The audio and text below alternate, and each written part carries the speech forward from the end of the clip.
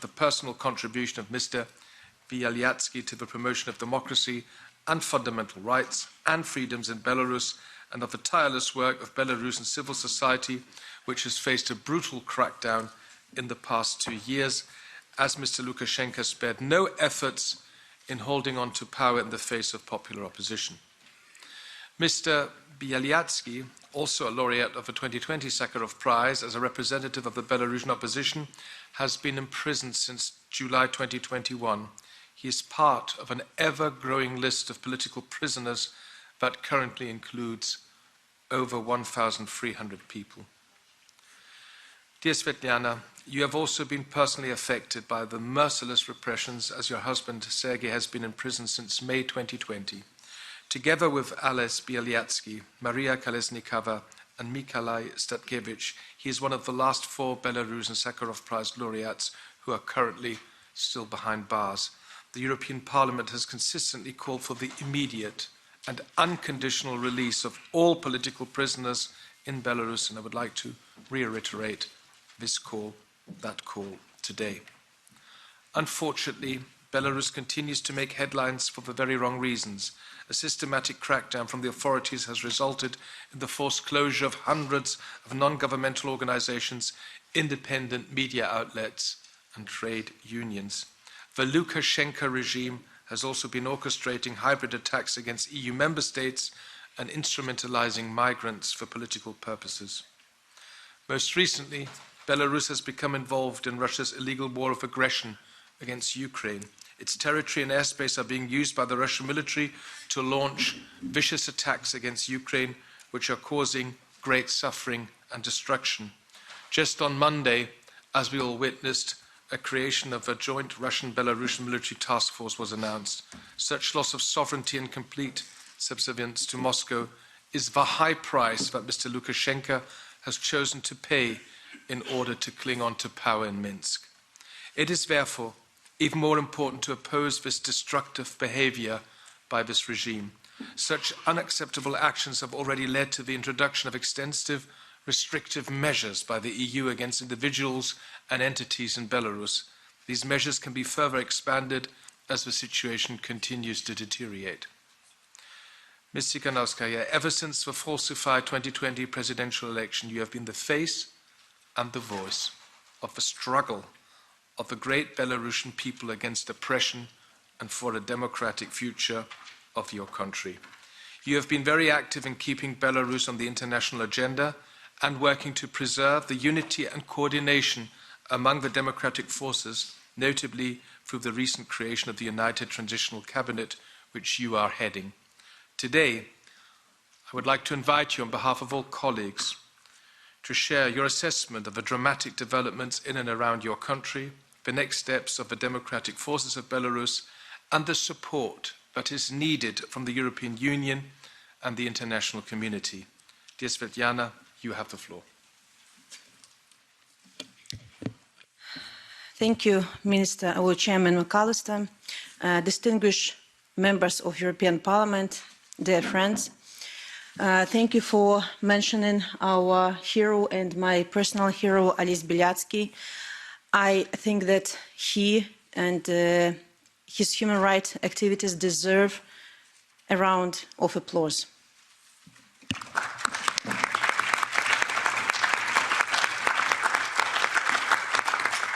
You know, Ales received the news about the prize in his prison cell.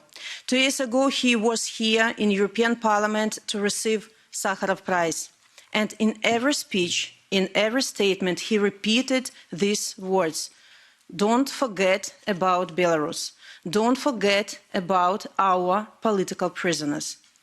Since then, the number of political prisoners has increased 10 times.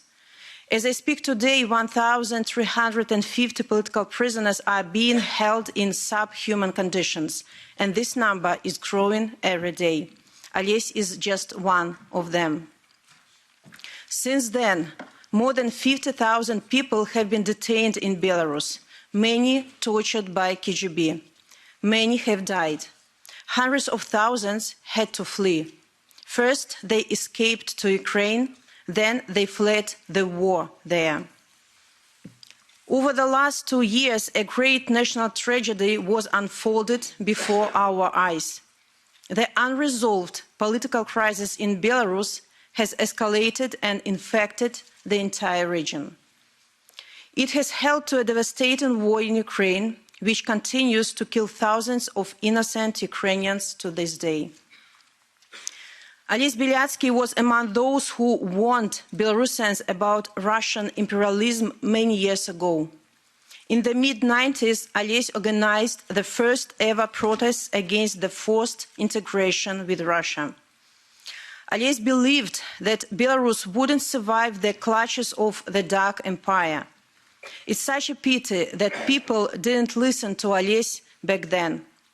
Instead, they fell for the fake nostalgia of a populist dictator and his empty fantasies of Soviet past. And now we are paying the biggest price of all for our short-sightedness. The very existence of Belarus is at stake. Lukashenko, with the support of Putin, continues to sell our sovereignty, wipe out our national identity, trash civil society, and destroy any connection between Belarus and Europe. To this day, some Europeans still believe that it is Lukashenko who protects Belarus' independence. But day by day and year by year, it is Lukashenko and his cronies who have sold the soul of our nation. And now he is on his mission to destroy our beloved country completely. Feeling impunity, dictators raise the stakes. Now Lukashenko is trying to legalize the permanent deployment of Russian troops on Belarus territory. And we must call it what it is. It is occupation. Lukashenko has shamed us all by allowing Belarus to be the launch pad for Russian missiles, which have killed thousands of innocent people in Ukraine. Now he wants to turn Belarus into a huge military base in order to terrorize Ukraine, Poland, Lithuania, and entire European Union and NATO. And they are already talking about the deployment of nuclear weapons in Belarus. This must not happen. Our position is clear. First, Belarus must end any participation in Russia's brutal war. Second, every Russian soldier must leave Belarus unconditionally. And third, all those involved in Russian attack on Ukraine from Belarus must be held accountable. Dear friends, there is another thing which I also learned. When changes happen, they happen quickly. Therefore, we have two tasks here. First, to make those changes happen as soon as possible. And the second, we have to be ready when they do happen. We mustn't give Lukashenko any time to breathe. We must keep relentless pressure on the regime. When you discuss sanctions, don't forget about Lukashenko. He is also a war criminal with a long record of horrific human rights abuses. We must deprive the regime of any loopholes that he can use to avoid sanctions. We must stay united. Dictators will try to divide us. Lukashenko could play his usual card by trading political prisoners in exchange for lifting sanctions. Don't buy it. He will take the money and then start to arrest innocent people all over again. All parties must stand firm on sanctions.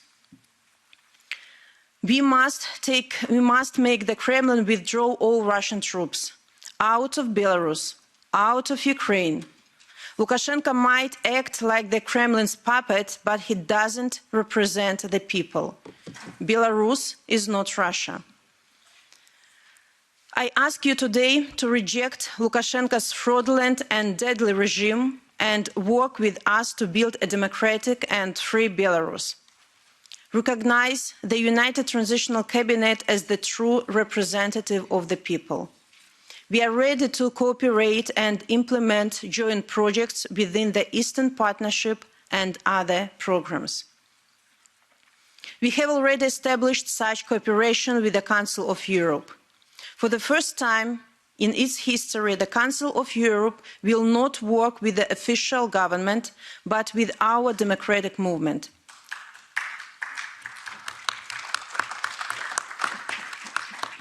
So we ask the European Parliament to do the same with Belarus. You know, in one of his last interviews about freedom, Ales Bialiatski, our Nobel Prize winner, said, "It's our duty that not only artists or writers, but every Belarusian should think about our future, how to rebuild our country, how to make our life safe and prosperous." This is where we need your help, dear European parliamentarians. Help us to show that Belarus is welcomed in Europe. Help us to draft a new democratic constitution and prepare new reforms and initiatives. Provide Belarusian students and young professionals with internships and scholarships. So help us to shape our future.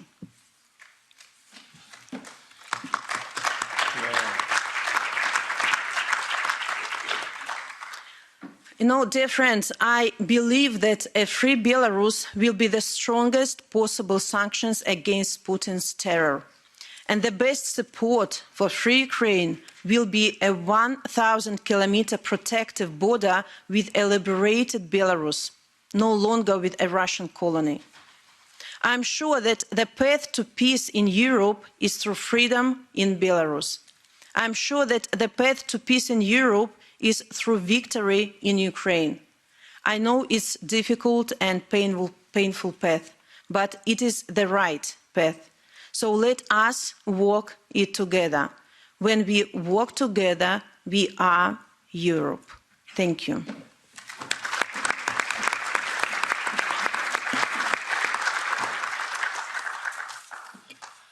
Thank you so much, dear Sviatlana, for these very moving words, very wise words, and the applause showed you how much we support you and all your colleagues of the democratic forces in Belarus. We will now have an exchange of views. I will first give the floor to the chair of the Delegation for Relations with Belarus, our dear colleague, Juozas Olekas, for 3 minutes. Thank you, Chair. Dear Mrs. Tsikhanouskaya, dear colleagues, dear guests, thank you for giving me the opportunity to intervene today at this committee meeting in association with the delegation in relation with Belarus. Times are difficult, and it's important that various parliamentary bodies dealing with Belarus speak with one voice. I would like to underline today one simple fact. The political crisis in Belarus has a strong external dimension. It is not just a matter of concern for the courage the Belarusian people who are fighting for democracy and dignity. It has touched us all. Not only has Lukashenko usurped power for 2 years, in addition, he has turned Belarus into a base for Russian imperialist endeavors, despite the fact that more than 80% of Belarusians are actually opposed to it. Vladimir Putin is becoming all the more unpredictable, as his army is losing on the battlefield. Although the Belarusian army is neither ready nor willing to take part directly in the hostilities in Ukraine. It is difficult to predict what will be the Russian dictator's next move and what will demand from his vassal Lukashenko. In this context, let me draw your attention to Lukashenko's recent illegal visit to the occupied Georgian region of Abkhazia, in violation of international law and Georgia's sovereignty and territorial integrity. Also, I would like to mention that Ukrainian intelligence service reckoned that Lukashenko has approved the deployment of 20,000 Russian troops in Belarus, which should worry us. And this Monday, he had ordered Belarusian troops to deploy with Russian force near the border with Ukraine. We cannot exclude either the deployment of Russian nuclear weapons onto Belarusian territory. As I said, the internal and external dimension of this crisis are very much linked. This is why I welcome the creation in early August of United Transition Committee led by Mrs. Tsikhanouskaya, whom our Parliament considers to be the real winner of the 2020 presidential election. I note with pleasure that the purpose of the Transitional Committee are not only to facilitate the democratic transition and reestablish the constitutional order, but also to defend Belarus independence and sovereignty by putting the end to the de facto occupation of Belarus by Russia. And let me conclude on warning by saying that the past months we have witnessed modest but real attempt by Lukashenko's regime to reach out to the Western countries and explore ways to reopen dialogue with us. In this respect, the EU must remain firm and not fall into this trap. As Mrs. Tikhanovskaya said, on the contrary, we must maintain our pressure via sanction and hold the regime accountable for its numerous crimes. Thank you for your attention. Живи Belarus. Thank you, Juozas, for your good words. And now I give the floor to the Standing Rapporteur on Belarus, our colleague Petros Austrevicius. Thank you, David, and most welcome, Sviatlana and your team to the European Parliament's AFET Committee. It's always a pleasure to see you and good to exchange and deep our knowledge and probably come up with further proposals on our future cooperation.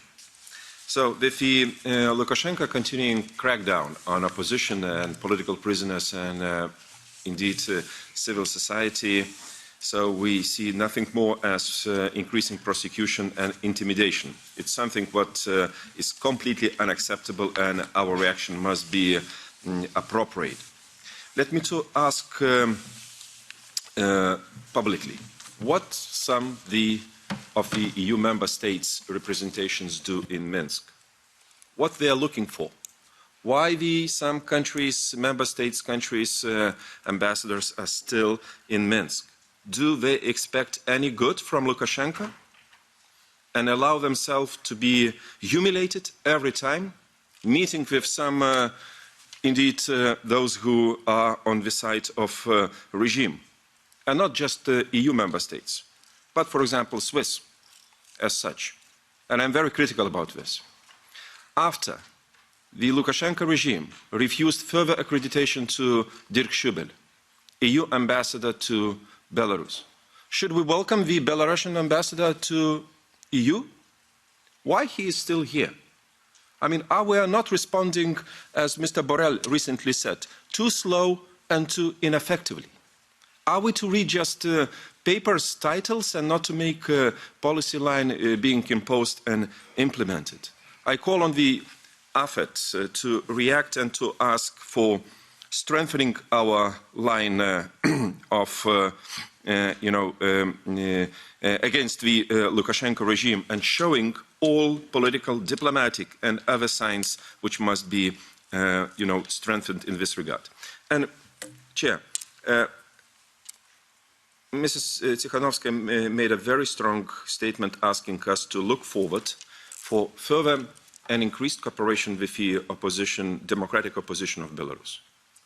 We have to make some steps towards this, and we have to find appropriate means how not just to recognize because we have recognized you. I mean, there is nothing more to be done, but we have to establish some, mechanism of our cooperation. I call on the European Union, indeed, to provide needed financial assistance as well as political decision to be made in order to see democratic opposition of Belarus representatives in Brussels, other capitals of the European Union, as legitimate representatives of Belarus. Живе Belarus.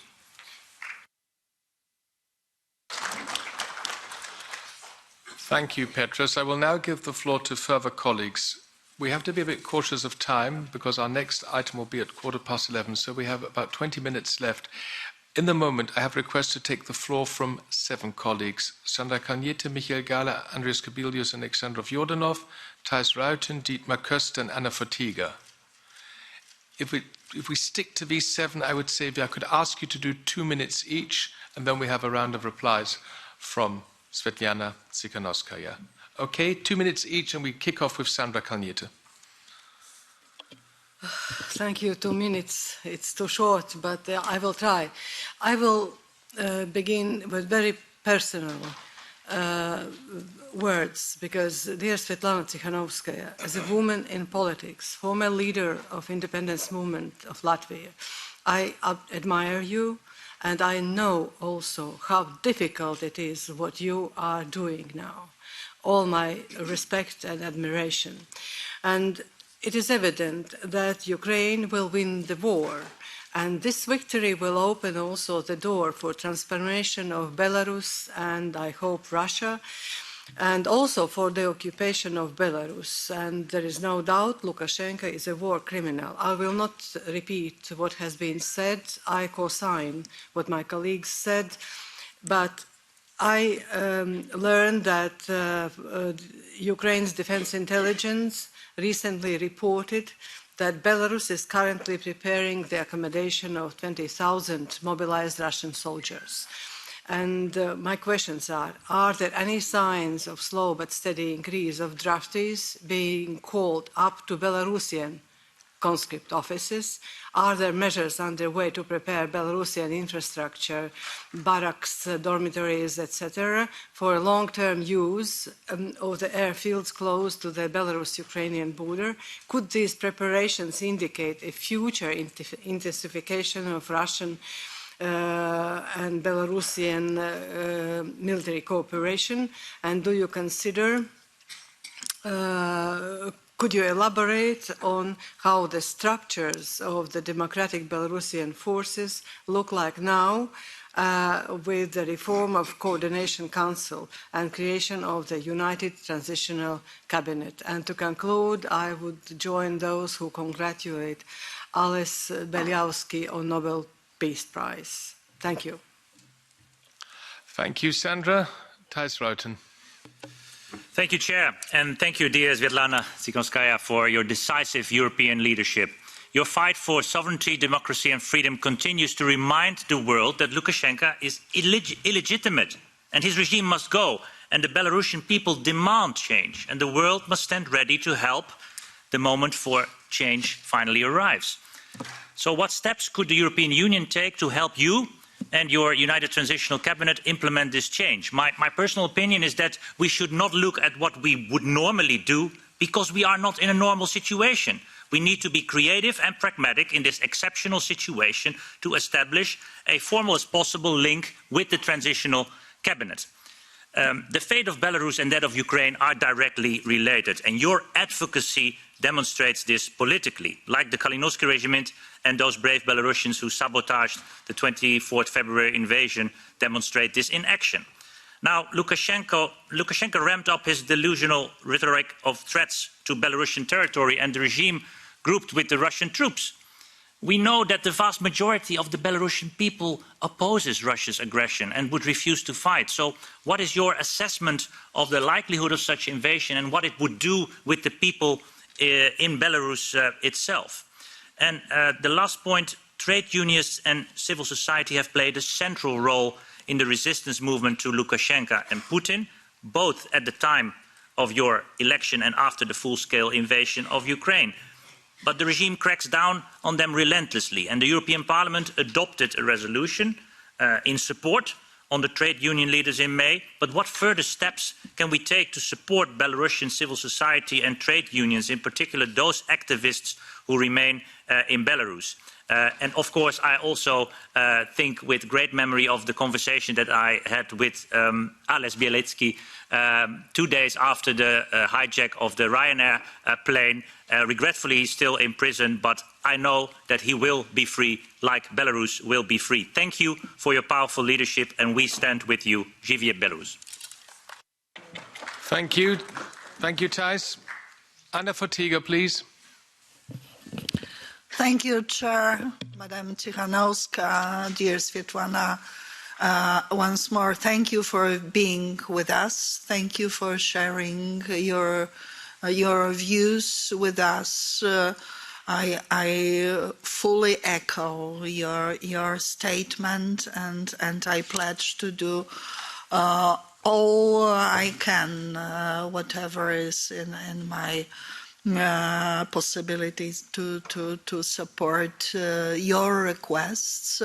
We have to do our best here in the European Parliament to make relations with the opposition of Belarus, but now of the unified transitional government and the Brussels office that you announced as official as possible, not only here in AFET, but also in other formats of the European Parliament and elsewhere in institutions that are based here in Brussels in our respective member states as well. I would like to inform that on actually my requests, not only my political group, but also the COP and other bodies accepted the provision of a topic during the upcoming plenary session, indicating the active role of Lukashenka regime in supporting Russian war of aggression on Ukraine. Will be able to debate it at length. Belarus. Thank you. Next speaker is Michael Gahler. Thank you very much, and it's good to have you back here in Brussels and that we address Belarus issue apart from the war in Ukraine, because it's in multiple ways interlinked. My question goes in the direction of the visa issues that you also addressed, and that we should not stop the issuing of visas. And my question is in this regard, is the current situation acceptable, especially for those who would like also, for political reasons, like to leave the country? I mean, we have easy access for Ukrainians in general. Belarus, that's not the case as such, but is your practical impression that all those who need to leave because they are under repression, that their situation is acceptable to get into the EU? That's the one question. And the other thing I would like on the Coordination Council and now the new structure, so to say, shall I say, a kind of government in exile. My question is whether you consider the composition or also the representation of the different democratic parties. Is that already where it should be? Is it inclusive enough? And if not, what could be done? And if so, I would welcome that, of course. Thank you. Thank you, Michael. Next speaker is Dietmar Köster. Vielen Dank, Herr Vorsitzender. Ich spreche in Thank you, Chair. I'll be speaking German.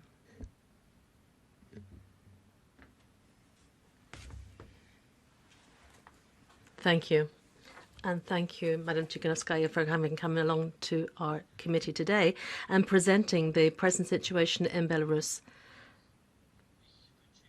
I wish you all strength to continue with your fight against for democracy and human rights, and the European Parliament stands with you in all of your efforts. My comments are as follows. Recently, we have seen that from the Russian side, there is actually an effort to coordinate more with Belarus troops, that there should be common troops from Russia and Belarus. We see that this is a further escalation of the entire war. How do you see this matter? Do you think that Belarus is going to be sending troops to this war? And do you think that they're going to be directly involved in the conflict? I know that you yourself were at the involved in this foundation of an anti-war movement in Belarus, and I know that you have also developed a number of activities in that vein. I know that you have also been involved in sabotage against the Russian war machine in Belarus, and there's a lot of activities that showing solidarity in Belarus against the Russian people and in favor of the Ukraine people. So I would be interested to hear what you your opinion is from the position of the anti-war movement in Belarus, and do you think that this movement will be able to succeed, and what can we do to support you? Also, there are many refugees from Ukraine going to Belarus. How are these refugees being treated in Belarus? Are there civil society activities set up to take in these refugees and to support them who are coming in from Ukraine? Thank you, colleague Costa. The next speaker is Mr. Kobilius. Well, dear colleagues, Madam President, Sviatlana, really it's a pleasure and honor for us to have your visit here. Definitely you are, great, and I would encourage you to stay strong despite the fact that Lukashenko is still, here somewhere in Minsk. Democratic Belarus is also our interest of EU, not only of Belarusian people. It's not very clear, how we can, for time being, remove Lukashenko, but Ukraine victory can change a lot, including collapse of Lukashenko regime. What we can do inside of EU is to help you and ourselves for the future of democratic Belarus after Lukashenko will collapse. And it's really great, and I congratulate that, you established your transitional government, and transitional government is ready to establish its representative office in Brussels. That's really a big step forward. And we in the Euronest delegation, which I am leading, would be happy that your government delegation representing Belarus would be present in the nearest session of Euronest in December in Chisinau, in Moldova. So we got your letter, and I think that together with Joseph Olekas we shall look how to make things happening. And then second point, I would say that what we can try to do, and or not only can try, but really let's do it. Let's elaborate, from both sides, from our side and your side, some kind of much more clear strategy. What will be the relationship of European Union with democratic Belarus when the change will come? What kind of programs we should need to establish? How we shall move towards association agreements and so on and so on. So that would be a really very important job to be done. Thank you, Andreas, and the final speaker is our colleague Yordanov. Please.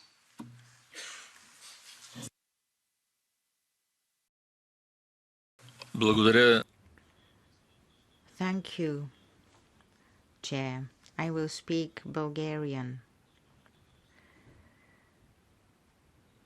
Mrs. Tikhanovskaya, I really liked what you said. You said that Belarus is not Russia. You also said that Lukashenko does not represent the people of Belarus. And of course, we should work together with the United Transition Cabinet of Belarus.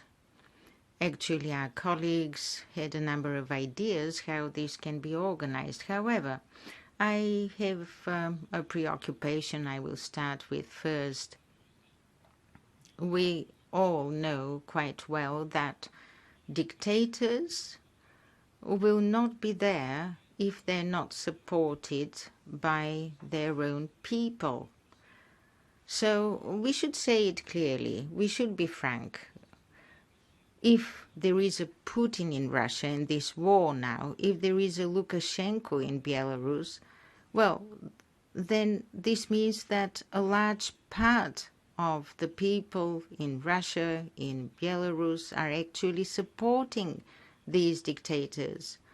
And we should analyze this fact, and we should see what is it that we can do so that these people can wake up, so to say.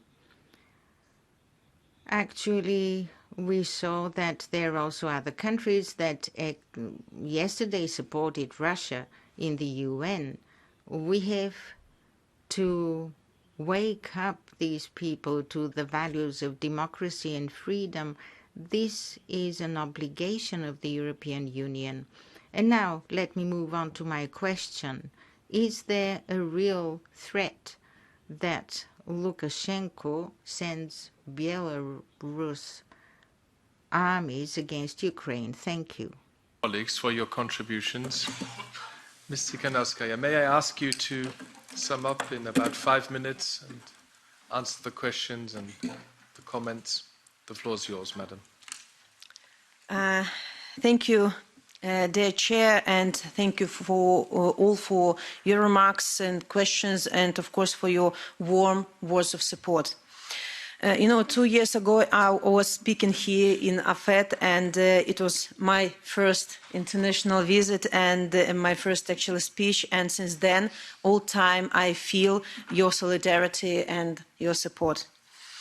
So let me kindly ask you not to call Lukashenko the president, not to call his regime Belarusian regime, and when you speak about the aggression against Ukraine, it's not Belarus, but Lukashenko's regime who became collaborant.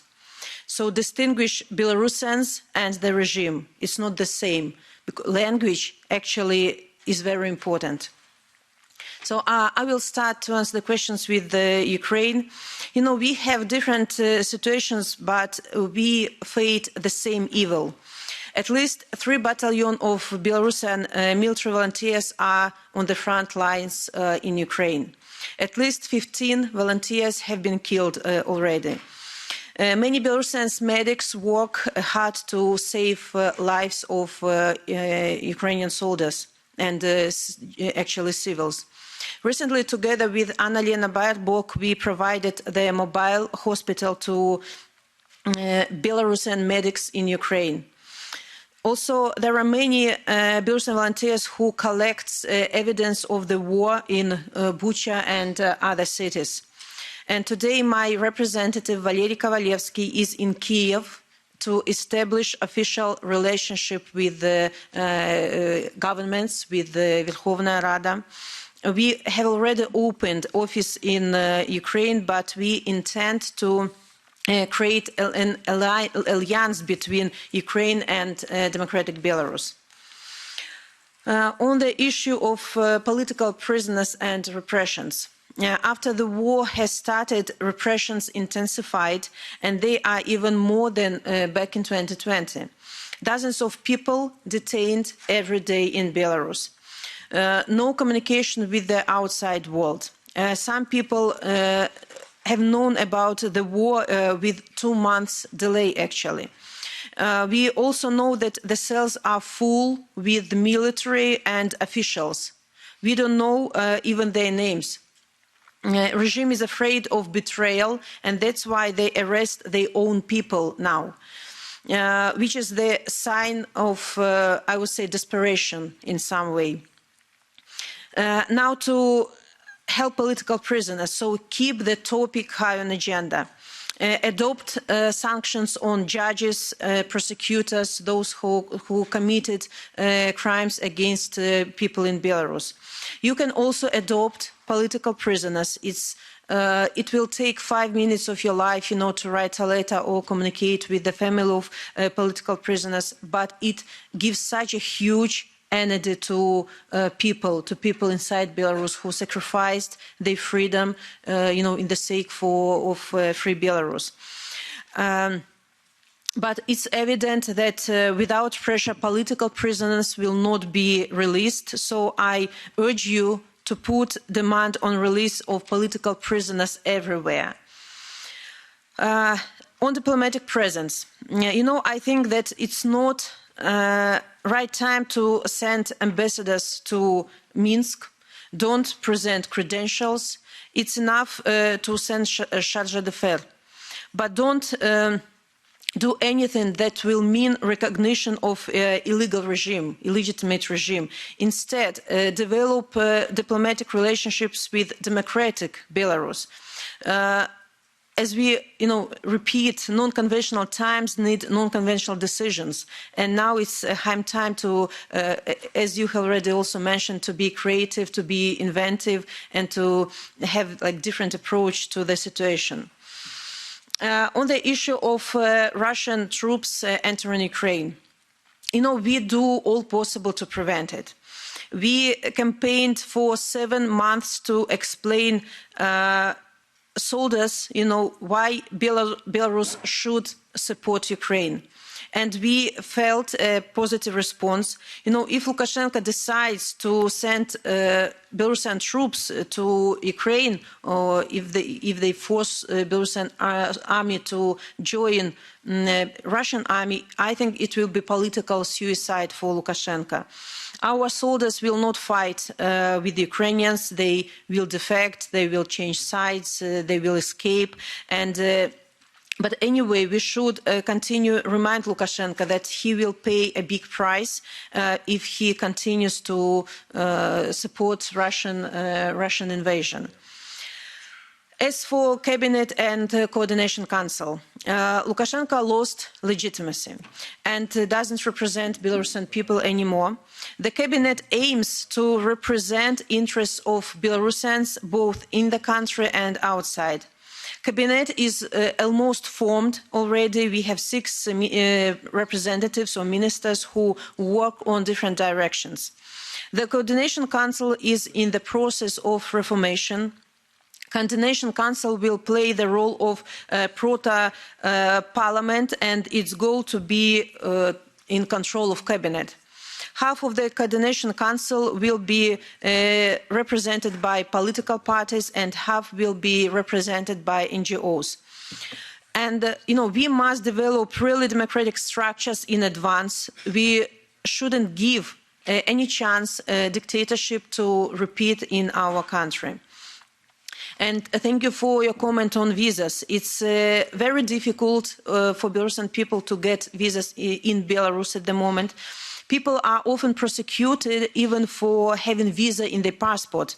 Lukashenko even, introduced a law prohibiting a large group of population to leave the country. So our goal is to make sure that visas are available for all people not involved in criminal activities of the regime. So we ask you not to impose visa ban. Opposite, help Belarusians to retain connection with Europe, showed that European doors are opened for Belarusian people who are opposing the regime. So again, thank you for supporting us, and actually we have a long list what can be done, but help us to bring regime to accountability and, as I said, keep the door always open for Belarusian people. Thank you.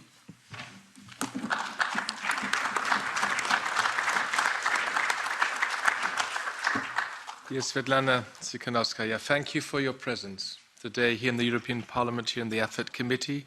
Thank you for your important remarks, and the contributions by colleagues showed that members of this committee are following the developments in your country with great interest. We will continue our close cooperation with the democratic forces of Belarus. You can count on our steadfast support in your struggle for a free and democratic Belarus for as long as it takes. Живи Belarus. Thank you.